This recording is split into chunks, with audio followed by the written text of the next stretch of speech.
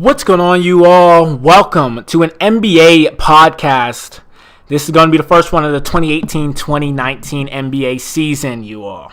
And I'm definitely excited because I love football, but basketball is my priority right now, especially due to the fact that basketball is one of my favorite sports, if not my favorite sport, with the exception of football and soccer. But, hey, it is in the lead right now, basketball is. But some sad news for Oklahoma City Thunder fans for the first few weeks of the season, at least. Russell Westbrook has knee surgery and may miss Thunder's first few games. Now, when you think of Russell Westbrook, as a player, of course, he's violent, he's durable, and you almost never hear anything about him off the court. Almost never. He's that prototypical player who he plays hard and shows you his emotion on the court, but off the court, you don't hear anything negative about him in the news or out in public. And that's what I love about players like Russell Westbrook. Now, is age taking its toll on him? Now, that's another question for another day. But other than that, Russell Westbrook underwent arthroscopic surgery on his right knee Wednesday, a procedure that likely will force him to miss the entire preseason and could sideline him for the Oklahoma City Thunder's first few regular season games. Westbrook will be reevaluated in 4 weeks, with the Thunder opening the season October 16th against the Golden State Warriors. Pause real quick. Oklahoma City versus Golden State, first game of the season? Are you kidding me? Oh, man, that's going to be a good game. Kevin Durant and Russell Westbrook jawing at each other again for 4 games. Oh, that's great. If Westbrook is cleared after 4 weeks, he will be available to play in Thunder's opener against the Warriors, but obviously there will be no rush to get him back on the floor. Westbrook experienced some stiffness in the knee over the past week during individual workouts while preparing for training camp. He elected to have a standard scope as a preemptive maintenance procedure rather than potentially dealing with issues throughout the season. While the timing is not ideal with Thunder training camp opening on September 25th, the situation is not viewed by the team as anything to be alarmed about, with no lingering issues anticipated to follow the procedure. Following a collision with Patrick Beverley in the 2013 playoffs that resulted in a meniscus tear in his right knee, Westbrook underwent 3 surgeries on the knee in a 9-month span. It has been 4.5 years since any surgery on his right knee, with Westbrook recovering completely to win an MVP and average a triple-double in consecutive seasons.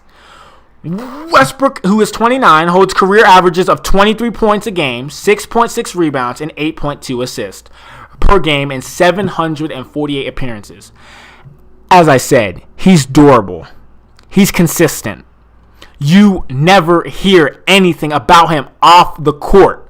He lets his play do the talking. That's what I love about Russell Westbrook. But you all, that's a short and sweet podcast. This article was by ESPN, so I will shout them out for the article. But I'm pretty much just talking about it. I'm going to let you all know how I feel about it. Russell Westbrook's one of those players where if the ball is not in his hand, he can't be a spot-up shooter. And it's not a bad thing. He's a point guard. Obviously, the point guard has at least 70% to 80% of the ball in his hands at all times because he's the point guard. He runs the point. He runs the floor. He makes sure that all 4 other guys are staying consistent and staying in a rhythm and staying in a pattern because he sets the tempo of the game and turns it down if he wants to. Russell Westbrook is going 160 every single time he plays. And I think, I'm not wishing anything bad on Russell Westbrook, but I think this is where he has to go 70 miles per hour instead of 160. Now, the reason I say that is because Russell Westbrook is 29. And once you hit 30, for some reason, everything starts to go downhill unless you're LeBron James. Or unless you're Tom Brady in the NFL. Once you hit 30, it's like you are wondering and contemplating things. And Russell Westbrook, he's almost at 30. But his explosiveness is so explosive that I believe he's going to rip his knees apart. You can't keep on doing it. Even Vince Carter, who's 41. Here you go. Great example. All that jumping and slamming he did when he was younger, It takes its toll over the years. That's why he's a role player now, pretty much. He's a role player. But the thing about Russell Westbrook, I don't think he's going to let it get to here. I don't think he's going to let it get to that point. He's a durable player, but he's a violent player as well. It's like a running back who keeps putting his head down every single time to run you over. A great example, Adrian Peterson, who's 33. Yes, Russell Westbrook's 4 years younger, and yes, they play different sports. But Russell Westbrook is going to hurt himself worse than this if he keeps going 160 miles per hour a game and setting the tempo. He needs to go at least 70.